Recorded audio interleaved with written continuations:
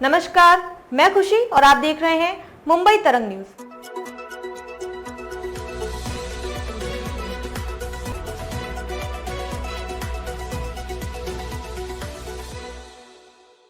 देवेंद्र फडणवीस के बाप दिल्ली में बैठकर संजय राउत का बीजेपी पर तीखा वार। महाराष्ट्र में हिंदी को तीसरी भाषा अनिवार्यता के बाद से भारी हंगामा हुआ है। सरकार के इस फैसले का विभिन्न स्तरों पर विरोध हो रहा है। शिवसेना प्रमुख उद्धव ठाकरे के साथ मनसे अध्यक्ष राज ठाकरे ने भी आक्रामक रुख अपनाते हुए आंदोलन का ऐलान किया है। साथ ही महाविकास अघाड़ी के घटक दलों ने भी इस आंदोलन का समर्थन किया है। इस मुद्दे पर महायुति सरकार के बैकफुट पर आने के बाद भाजपा ने पलटवार करते हुए कहा कि यह फैसला तब लिया गया था जब उद्धव ठाकरे मुख्यमंत्री थे। अब ठाकरे की पार्टी शिवसेना के सांसद संजय राउत ने भाजपा के इस आरोप पर पलटवार किया है और तत्कालीन कैबिनेट बैठक की कार्यवाही मीडिया को पढ़कर सुनाई है।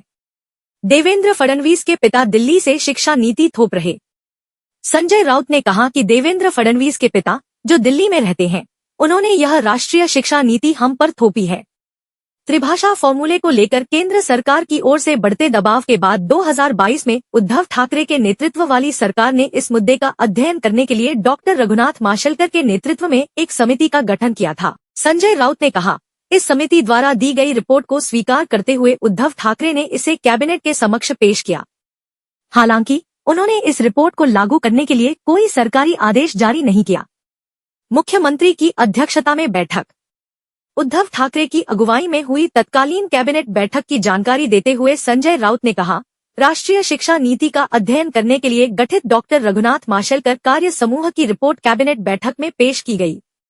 उक्त नीति के क्रियान्वयन के लिए मुख्यमंत्री की अध्यक्षता में एक कार्यदल गठित करने का निर्णय लिया गया। इस नीति को लागू करने के लिए मुख्यमंत्री की अध्यक्षता में गठित कार्य समूह में उप मुख्यमंत्री और अन्य मंत्री शामिल होंगे। संजय राउत ने दी खुली चुनौती। बैठक में समिति द्वारा अनुशंसित मुद्दों के अनुसार की गई कार्रवाई की भी जानकारी दी गई। राउत ने खुले तौर पर चुनौती दी है, देवेंद्र फडणवीस को यह रिपोर्ट सामने लानी चाहिए और इसे सार्वजनिक रूप से पढ़ना चाहिए। इस बीच केंद्र सरकार के दबाव के कारण हमने समय बचाने के लिए एक समिति बनाई, लेकिन इस संबंध में कोई जीआर जारी नहीं किया गया। संजय राउत ने महायुति सरकार को घेरने की कोशिश करते हुए आरोप लगाया, मौजूदा फडणवीस सरकार ने हिंदी अनिवार्यता का सरकारी आदेश जारी किया है। खबरों में अब तक के लिए बस इतना ही। फिर होगी आपसे मुलाकात ऐसे ही एक और लेटेस्ट अपडेट के साथ।